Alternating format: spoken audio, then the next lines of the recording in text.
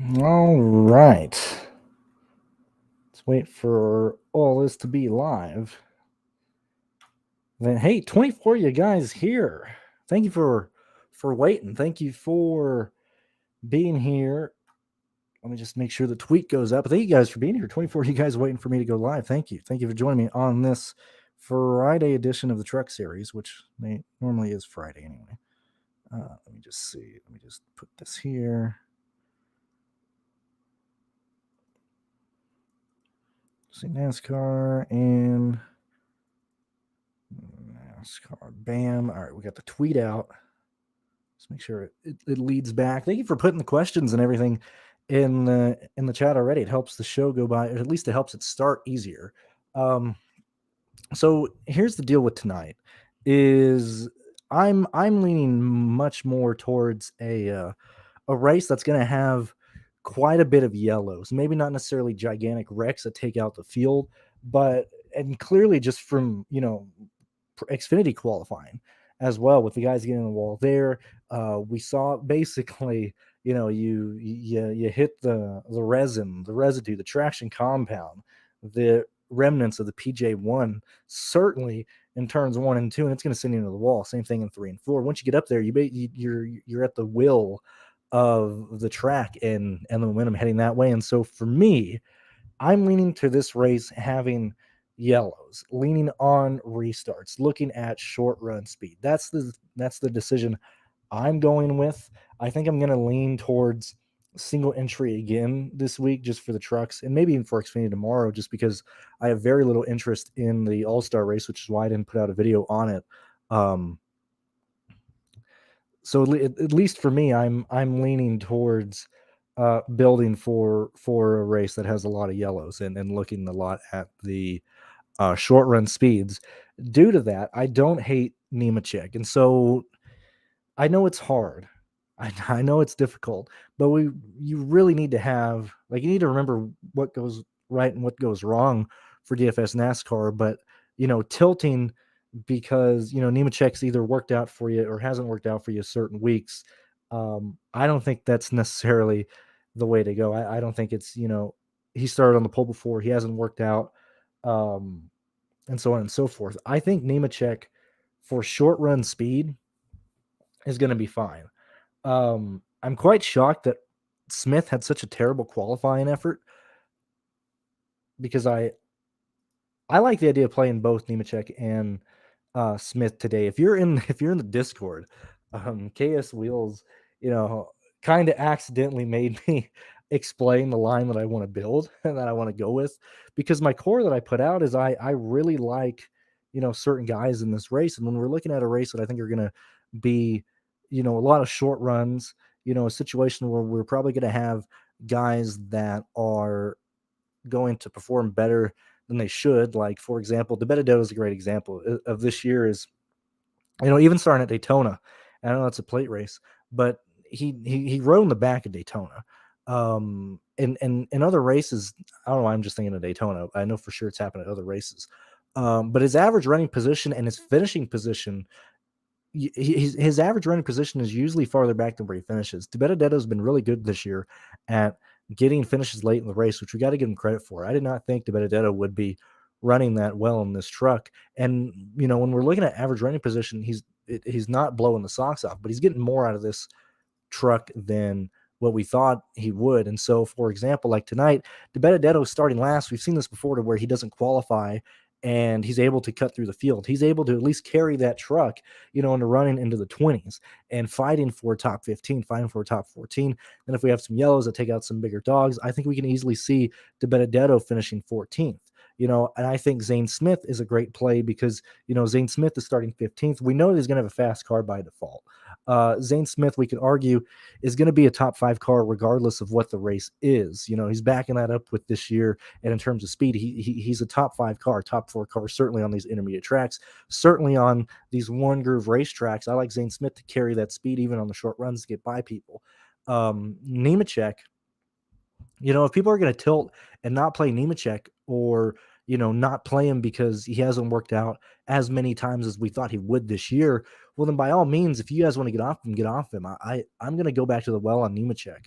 I think Heim is a good play to lead laps. I do have Friesen and Eckes, even Pearce and Smith projected to get some fast laps and laps led, but the majority of my early laps that I like are Nemechek. And so, if he bites me, that's just how it is going in this week. I think place differential is going to be huge in this race due to the fact that I think we're going to have so many restarts. It's going to cut down the amount of fast laps that we get, which is why I kind of like Nemechek. I think if we have a lot of yellows, I think Nemechek can carry or hold on to first place, on restarts. We have a yellow. He still gets those laps led under caution. It takes away the fast laps, but that's fine. It just limits the amount of hog points that we have available. And I think it makes Nemechek viable even at 10-9. And that's a pretty cheap price for him. We've seen him 11. We've seen him much more expensive this year. And it's easy to pair him with, Zane Smith, Chastain. If you want to go Crafton, you can go Crafton. If you want to go Hocevar or whatever big guys that you want to tag along with him, it's pretty easy to do. De Benedetto's $8,000. He's easy to fit into lines. Crafton's 87. Chase Purdy's 70. 3. These are guys that I'm interested in playing. Not necessarily in my primary pool, but still Infinger is there. Ben Rhodes is there. And you can pair these guys with either Smith and John Nemechek. And so for me, I'm probably going to play Nemechek in my one line. I'm not concerned about him not working. And if it doesn't work out for me, selfishly, I'm only losing around $70. That's all I have in play for tonight. And so I'm not making 20 lines, not maxing, or not doing anything like that tonight just for trucks, just because it's Texas. I think it's going to be very unpredictable. I want to lean towards place differential plays, specifically guys who can easily pay that off, and especially guys like Colby Howard, Lawless Allen, even Hacker in basically a repaired car that Awuji got parked in that has been repaired since he got wrecked. He's only $4,800. I think we're going to have cautions in this race that make him viable. Same thing with Timmy Hill. I don't like Tyler Hill based on speed, but I can see Tyler Hill finishing 25th. I touched on it really quickly. I know it wasn't the greatest content that I ever put out on Thursday. I was busy this week, wasn't able to dive in, but it's Texas. And when we've looked at Texas before, sure, trends can lean. Sometimes it's a wreck fest, sometimes it's not.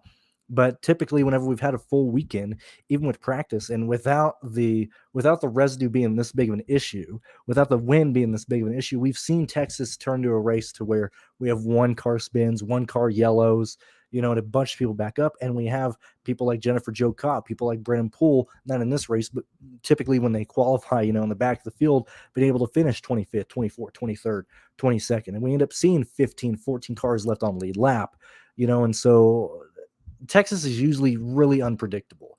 I'm not comfortable putting in a ton of money and entries into this race. That's just where my head is at right now. Let's go ahead and look at the comments. But that's my main takeaway there.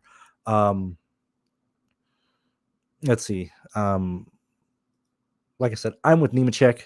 If you're building 20 lines, I'd probably be trying to think what I would do. Because I have Nemechek as my highest projected guy. I have Nemechek and Smith as my two highest projected guys. So I would probably want to be overweight in the field, especially if people are going to fade Nemechek based on, previous races and him burning people last week. I would probably want to be 50% on Nemechek. That's where I know it's very generic. 50-50 split it apart, but I'm playing Nemechek my one line. Let's see. I talked about Crafton there. NASCAR is very high variance. And it is unfortunate. Yet again, that's why I like races that typically go green. And it's like I even put in the video when I recorded on Thursday that I whiffed on Smith, man. I looked at data and refused to believe it. I'm trying to get better. I haven't done that this year other than that time, just staring at data and being like, no, that's not going to be replicated in this race. But, and I'll repeat it just because I don't think it got a ton of views.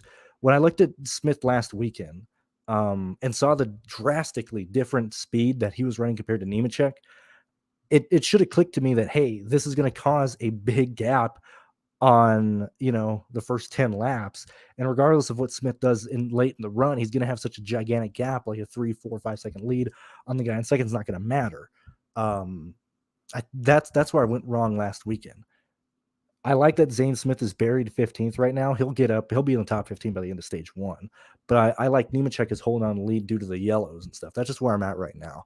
Let me continue going here. No problem. I do appreciate the support. I'm glad that you like what I do. I'm glad that you guys are here supporting me, whether it be whether just watching the free content that either Pearce and I put out there, or being a part of the Patreon, or just being here. I do appreciate that.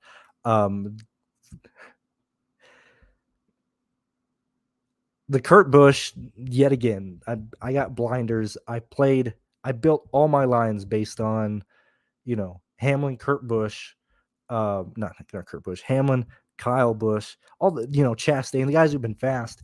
And I was like, well, I'm playing all the guys that have shown me speed. I just can't fit in Kurt Busch here. And so I didn't have any Kurt Busch last weekend. However, I don't see Haley Deegan pulling a Kurt Busch there. I'm pretty sure they're going to a backup car, but Bill McAnally Racing they should have a backup because they're an actual race team. Let me look real quick. Actually, let me check. I mean, Howard. Unfortunate that he spun out. Clearly, and it's not based on what Howard can do in terms of speed. It's just that, he's starting dead last. Now, if anything changes, clearly watch the race before, be like, oh, they couldn't get the backup started, or he's fucking not able to turn the motor over on pit lane. But I'm not concerned about that. And I'm pretty sure they're going to a backup car. I'd actually prefer them to go to a backup car compared to repairing the thing, which I think Hackert's going to do. Yeah. Let's see. Yeah, I do think it, and clearly, I'm going over old comments real quick, going through the comment section or the chat. But yeah, I do believe that it's a PD race. How did I do? I don't remember how I did. No, wait a minute. I mean, it's a miss, but I don't remember what I did. Let me look real quick, because I don't want to sell myself short. I can't just completely trash myself. I entered $560 on Sunday. I think I got back 480, 420, somewhere around there. I know I got over half my entries left. Oh, half my entries back. I think I cashed. I think I had, usually in most contests it was 8 lines. Sometimes I had 7 cash. Either way, it was a miss on Kurt, but if you got everybody else, you're still fine. Let's see.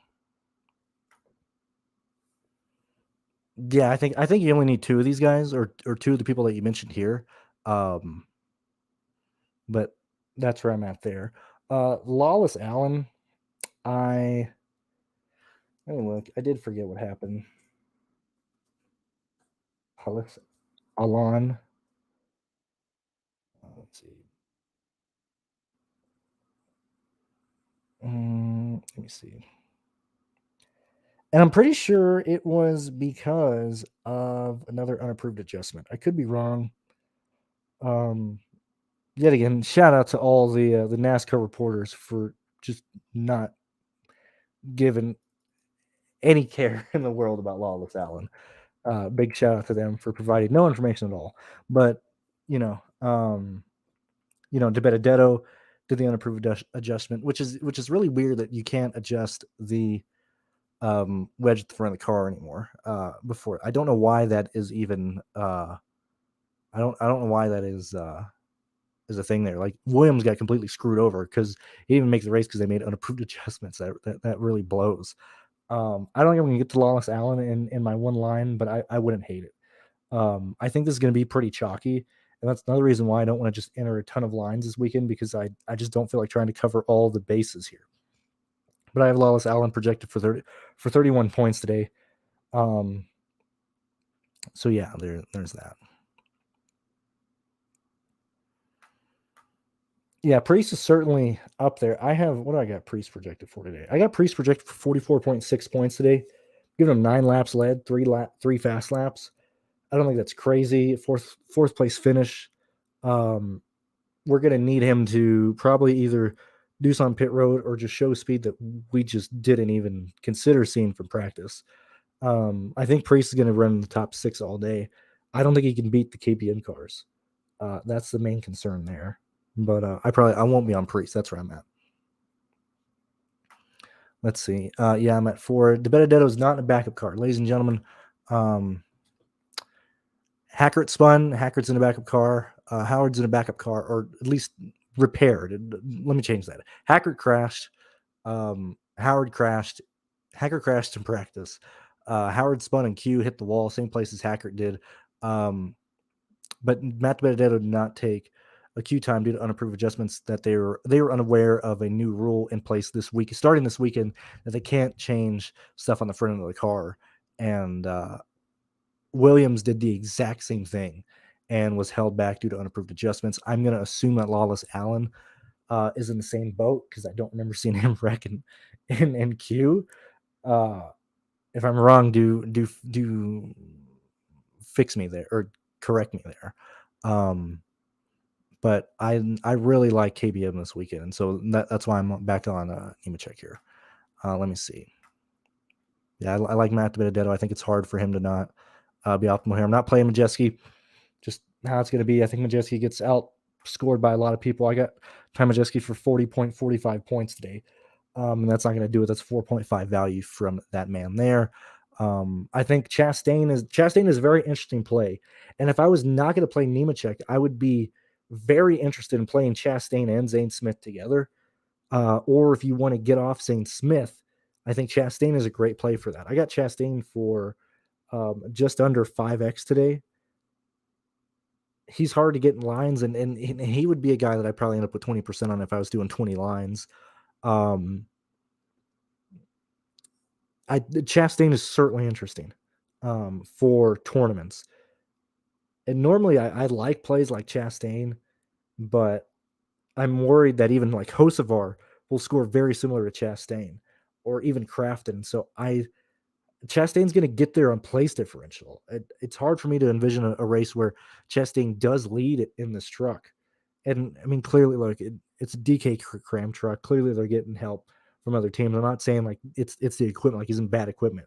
We've seen time and time again, man, he's running up in the front, runs into issues late in the race, finishes 24, 22nd, wherever he ends up finishing. But if you're thinking of Chastain, I would implore you to play Hocevar. I think Hocevar is a really great play today in this race. 60 guys here on this Friday evening. Thank you guys for being here. Who do I like as punts? I probably need to let me move this around real quick. Hackert's interesting if you need to go down there. I don't see a real reason why you need to go to $4,800, but he's in play. I like Hill. I like both Hill brothers. Timmy Hill would be a priority for me. I don't mind Spencer Boyd starting 28th, $4,900 if you need to go down there. I think Anderson is very interesting as well. Anderson was dicking around in the garage before qualifying. I forgot what they were working on. They were making adjustments on the car. He almost missed taking a Q time because they were on the clock getting fixing whatever it was. But Jordan Anderson in a place that we might end up having a wreck fest here.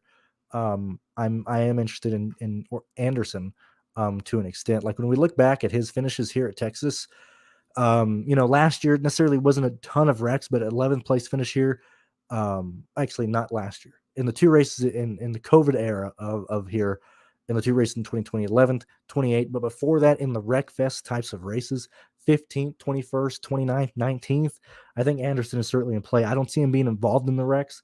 I see him basically being an attrition play. I think he's very easy in play. Sorry, I'm like stumbling over my words. I don't exactly know why. But he would probably be the extent that I would go to. Perkins, I'm very concerned that Perkins is going to be one of the guys that spins here just because he's so inexperienced. God bless America, man. That pissed me off last week. I don't get tilted a lot, and it's not even tilted, but when NASCAR just doesn't give like two shits about people, I'm just like, what are you doing, NASCAR? Like when God, who took him out last weekend? I don't remember who spun. Perkins right off the bat. But Perkins literally got spun around, and NASCAR did not throw a yellow. And they always throw yellows. Like, it's ridiculous. I can't believe they didn't throw a yellow for Perkins. That's a bunch of bullshit. So he flat spotted tires, had to pit, went multiple laps down, had a pretty decent car in terms of speed.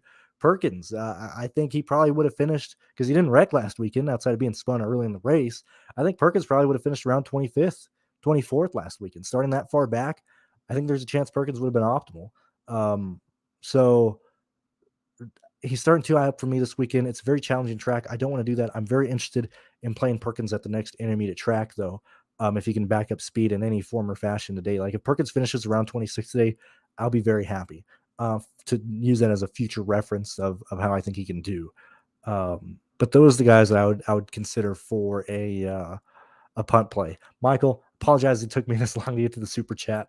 I probably need to be better at that, but if I just skip through, I'll completely forget where I'm at in comments. But thank you for the support. Thank you for the super chat. I do appreciate it. Yeah. In terms of Timmy Hill or Chris Wright, I like Timmy Hill more.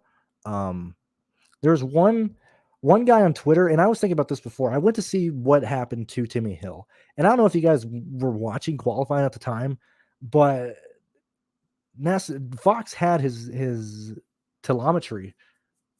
I say that word correctly? I just went blank. I'm having a weird day with words. Anyway, they had his throttle and everything input on the screen. They didn't have it on the warm-up lap, but even watching the warm-up lap, he took a very, very slow warm-up lap. And in my mind, I'm like, that's a really slow entry. The car sounded fine.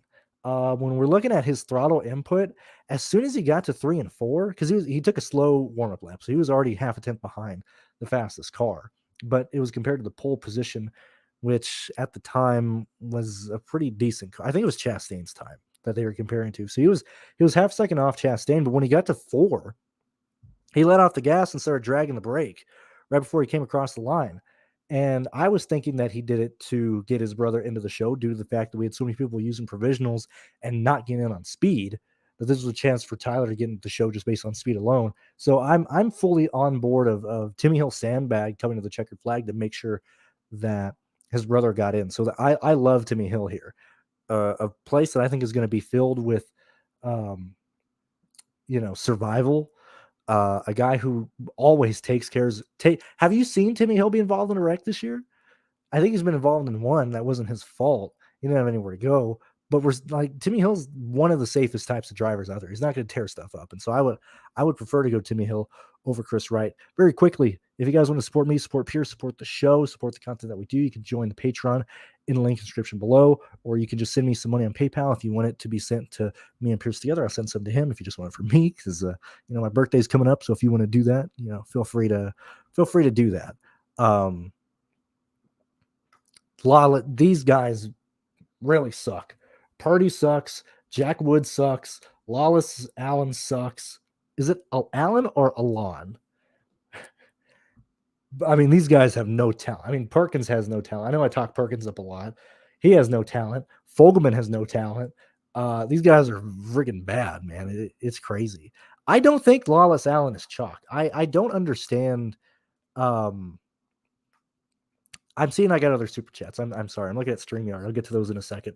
I don't see Lawless Allen being chalk. He's $6,100. That's a place that you don't just end up at with the builds that I've had so far. And looking at the let me see at these real quick. Yeah, like none of my projections, none of the lines that I have in the optimizer are going really to the 6K range. They're going straight to the 5K range. And so I don't think Lawless is going to be chalk. I don't think Howard's going to be chalk. DeBenedetto should be the only one there. But yeah, that's where we're at there. Thank you so much, Keith. I do appreciate this, and man, it's unfortunate. I'm like, man, I missed on Kurt Busch.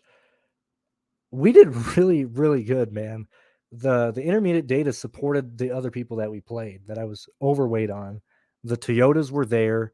It was a shame Kyle Busch and Chastain were so cheap. They had more ownership than I wanted to deal with. But Hamlin had the best car.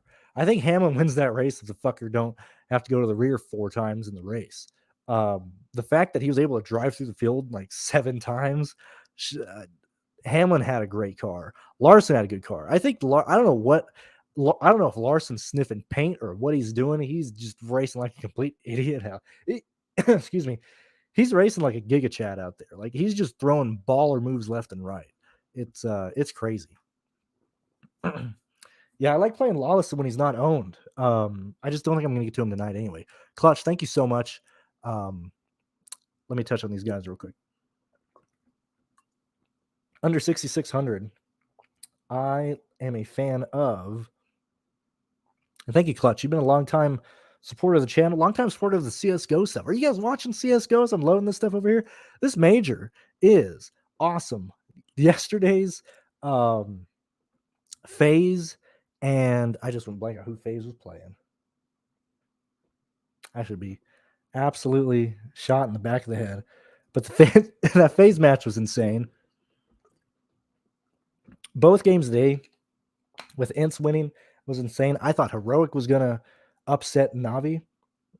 I mean, this major has been way more competitive, way more enjoyable than Stockholm ever was, because Stockholm was the first one back since COVID. I think the teams were pretty much knew who was going to win at Stockholm. This one is a very, very even type of major. I'm having a ton of fun with watching that. So anyway, Clutch, thank you for watching my CSGO stuff as well. Under $6,600, I think Fogelman. I mentioned the guys that I think are viable, and then I mentioned the guys that I would probably go to my way to play. But I would start with Fogelman, Lawless, Anderson, Timmy Hill, Boyd, and Hacker. But the two guys that I would want to target from this range, it's clearly Timmy Hill for me. I think Anderson is really, really interesting. In terms of projections, I like Hill. Boyd's interesting. I know Boyd's kind of expensive this week, at $4,900, but I think Boyd can get there. Actually, based on projections, it'd be Timmy Hill and Boyd for me, and then Anderson. That's where I would be at in terms of interest, below 66, and then Hackard if you need to get there. But those are the guys I would go there. I would imagine Howard's going to the backup. Thank you so much. This is all I just want to be credited with. As long as, like, sure, clearly I'd like you to listen to me with like some lines, but the main point of doing this and making the sheets that, in my opinion, are still super easy to read. We also added Pearce added another metric in the PA1 sheet. If you go to the Truck Series and Xfinity, go to PA1, the second sheet the second tab in the sheet, and we have a new statistic right beside the practice laps that I think is very, very important. But continuing with that, we want to give you guys the tools to like make good decisions. Like, sure, you can listen to me. You can, if you don't agree with me, you can check out what Pearce has projected. If you don't agree with either of us, or if you guys are seeing something different in the data, I mean, play that type of stuff or play those plays. We give you, like, there is no other sheet out there. And this is not me jerking off on the stream. But when you look at our sheet and then compare it to other people's stuff, they don't have the data that we have. Like, that's not me like blowing smoke up your ass or anything. Like, our sheets are easy to read. The colors are actually like appealing. There's some sheets out there that look disgustingly horrible to read. Like, use those tools that we have. That's part of the reason why we have so many things in there. If you want to look at pit data, if you want to look at lap by lap data, if you just want to look at recent track history at a certain track, I mean, it's there and easy to find. So yeah, please, guys, like, use the tools that we have. Sure, take my advice here and there, but use the tools that we have to make your own decisions and stuff. Yeah, and I didn't even think about that. KSI, I totally forgot that Crafton got DQ'd, and then he beat the thing, leaving Darlington. That was a dumb. I don't know why NASCAR keeps just putting themselves in a box here like that. I don't know. I think more than Purdy. Ooh.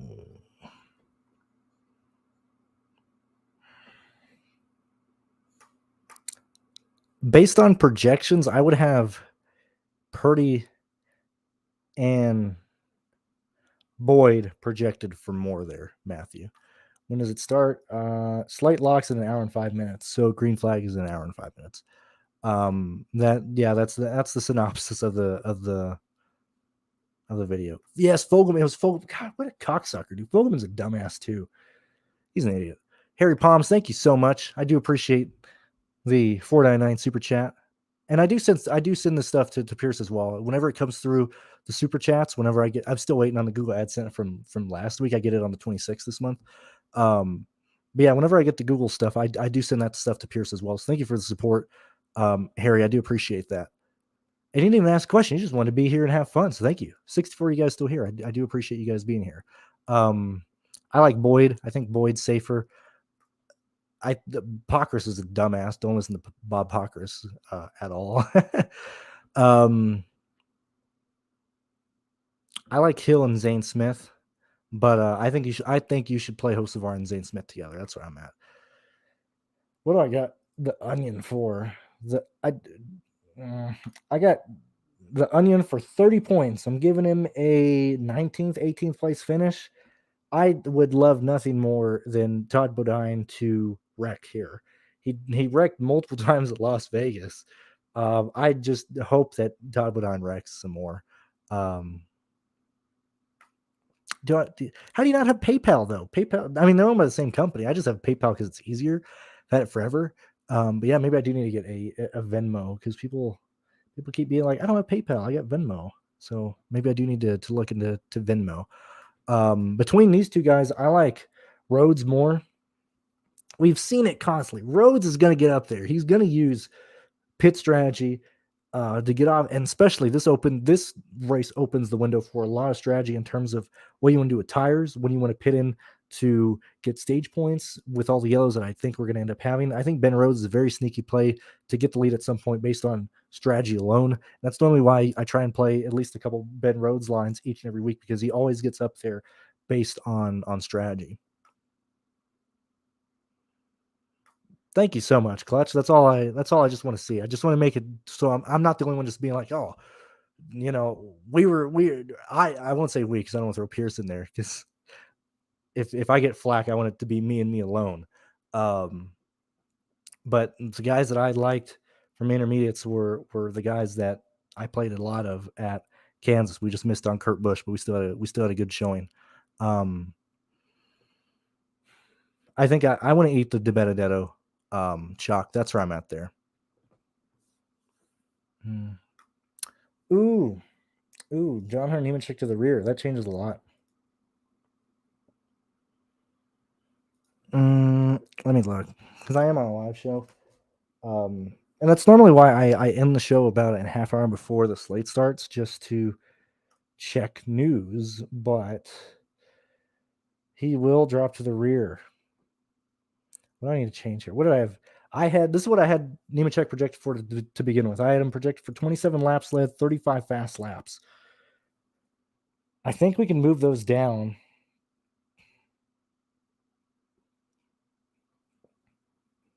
That really because I don't think Heim has the truck to stay out in front all day. He's gonna have a fast car, no doubt about it. When we look at Corey here, we'll do a live reaction here, buddy boys. He had the sixth best car at Kansas, was fine on the short run, lost speed on the long run at Kansas. Friesen is probably going to have around the third best car. Eckes is probably going to have around the seventh best car today. I think that makes Preece interesting. I like Chandler Smith. I like Rhodes here. I'd probably, getting off of who I think would lead more laps at this point, I would lean to Rhodes or Chandler Smith. But and I think Nemechek was really, really risky to begin with, because he was just going to be, he wasn't going to be owned, and I thought he would be able to hold on to the lead. But the fact that we only have 147 laps in this race, really makes it to. Let me look. Why is it not doing this? What's going on here? Why is my sheet crashing over here? See, I can't do math, and so I normally just let this stuff work on its own. Whenever this loads, I'll finish my sentence. The fact that we only have 147 laps here really, really, really, really, really limits the amount of hog points out there. And I was probably being really, really aggressive, thinking that Nemechek would hold on to those as many. I like the idea of playing Chastain and Smith together at this point, or playing Ben Rhodes and Zane Smith. I in my single entry, I'm probably not playing anybody in the top 7, but I want to see. Pearce is in the sheet right now. I'm pretty sure he's going to adjust Nemechek stuff. Might update the stuff on Patreon when this is over. What do I here? I'll do this here. What do I do if I give Nemechek? I got Nemechek for 37 points now. I had him for around 62.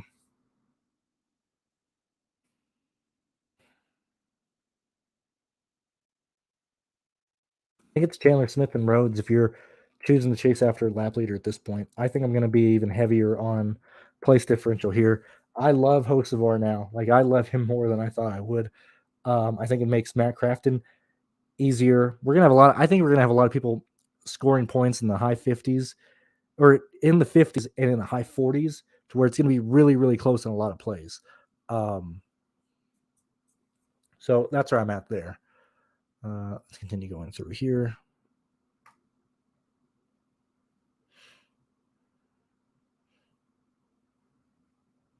Oh, Pearce is in here, and I'm so far behind. I'm so late on the chat, guys. I am so sorry. let me go here. Yeah. If Pearce tell me to get Venmo, then I need to get Venmo. Yeah. That's why I think the Benedetto is a good play. That's my main concern. Am I gutsy enough to play Corey Heim?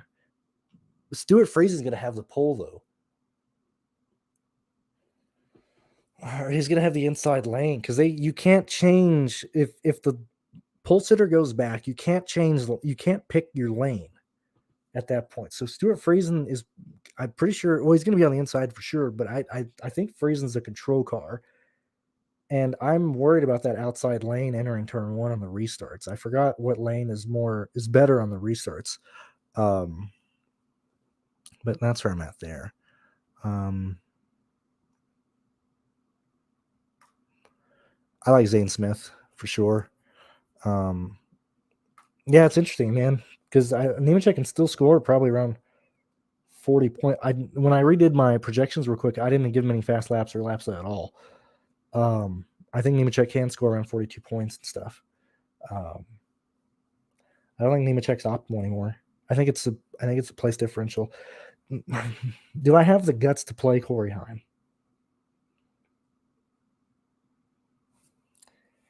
I already had Corey projected for 15 laps led and 7 fast laps. What does this do? Well, he might get there. I'm going to go from around. I can give Corey Heim 48.9 points. He can be there. But then, okay, so now it's a case of, do we see one lap leader? Do we see it being Corey, or does a guy who can get fast laps and laps led, like Ben Rhodes and Smith, beat out Corey and beat out Stewart, or even Eckes? I think they are.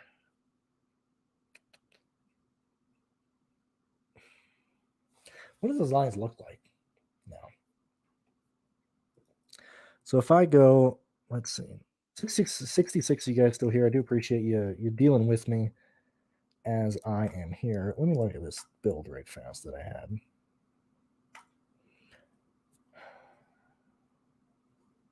Graham's 9,000. What does that do with that line?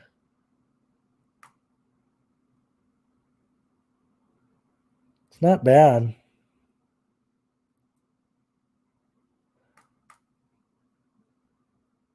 I can get Ben Rhodes at 10-1, man. Now.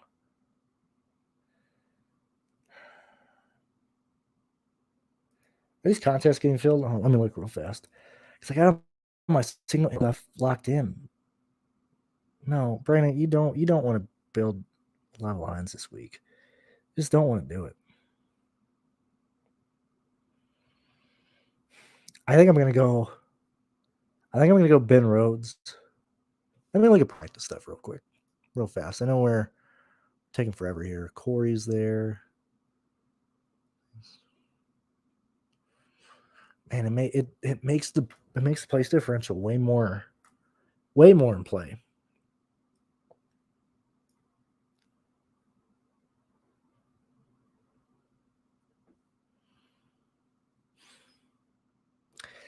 If that's the case, like I like the idea of doing Zane Smith and Ben Rhodes if you believe in the strategy, or Zane Smith and Chastain together. That'll be the debate I have is Chastain or Rhodes, and not chasing a lap leader inside the top 10 or top 8 rather. That's where I'm at right now. I think I'm going to lean place differential, but we'll see.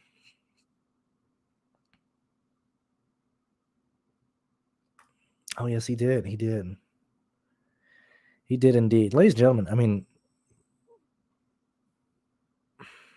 man, I'm trying to think.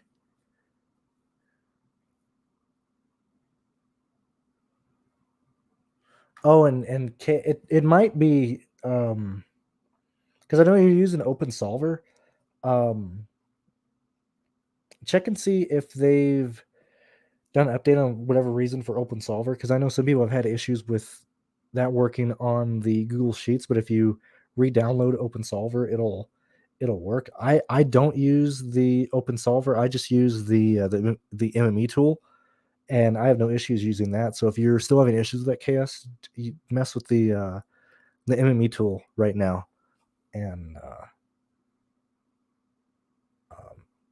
at least for this race, and then you can mess with it and get it working again for tomorrow.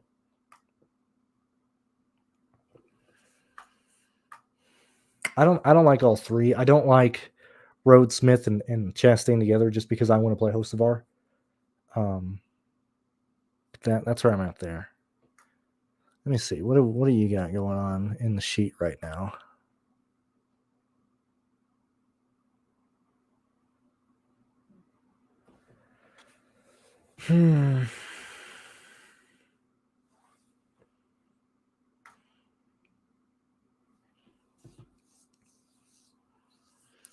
See, even you got laps more spread out than I thought you would.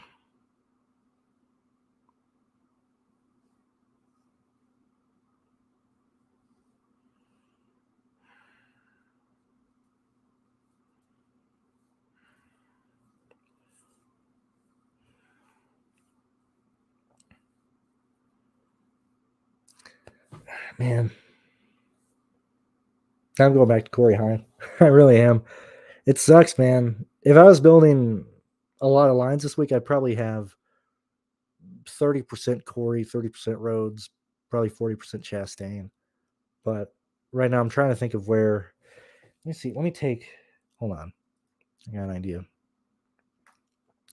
Run my optimizer without John Hunter in the pool. I want to see what it gives me real quick and see where it jumps up. Everybody's still in the pool and pretty decent. Let me bump up Corey's projection real quick. Just see what it gives me with Corey. So I'll give that a few minutes.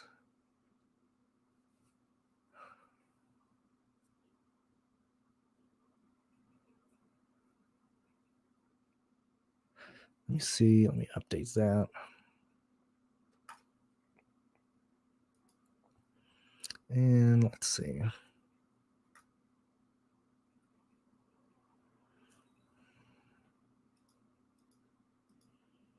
I don't know why my sheets are just crashing right now for whatever reason.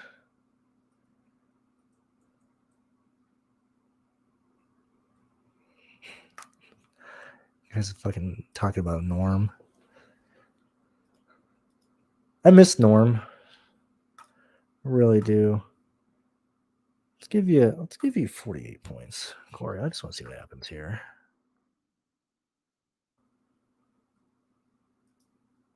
All right, so that's updating. Let me see. God, well, that didn't help me at all, man. It's so split. What is this highest?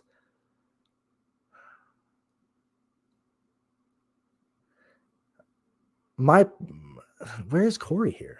Is it even where's Corey showing up?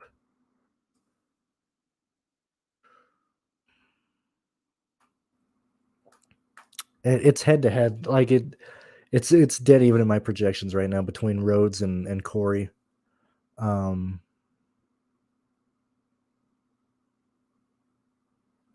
tell you what, I like the lines more with Corey. Let me mess with stuff real quick. Man, like it's like in with my updated projections that I'll upload on Patreon when I get done with this. It's given Corey's in my second highest projected line, and he's in more in my top 10, whereas I have Rhodes in my highest scoring line right now. But that's the only one with not. I'm talking too fast. In my top 10 highest projected lines, I have 7 with Corey, and Corey is in second to 8th, whereas I have Rhodes in my highest, and then we don't see him again till 9th. And so based on that would lead me to play Corey, because I like the lines that I have with Corey more. So I'm gonna upload these real fast to Patreon, and probably end the show here. I think I'm gonna play Corey. I think that's where I'm at here. Single entry, gonna play Corey. Hope he can beat Friesen. Hope he has a decent day on pit road, and then just chase place differential with everything else. And he only needs 45 points to work out. It's not like a 10-9 driver. He's $9,000. 45 points is bare minimum. If he can give me 38, I wouldn't even be mad. With how crazy I think this race is going to get at some point, I'm fine playing him.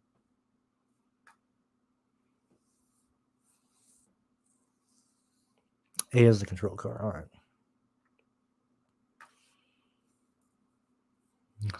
Yeah. Yeah. That's where I'm at. I think we're gonna end there, ladies and gentlemen. I think I'm playing Corey. If I was building a lot of lines, I'd probably be split between Corey and Rhodes. I love Zane Smith.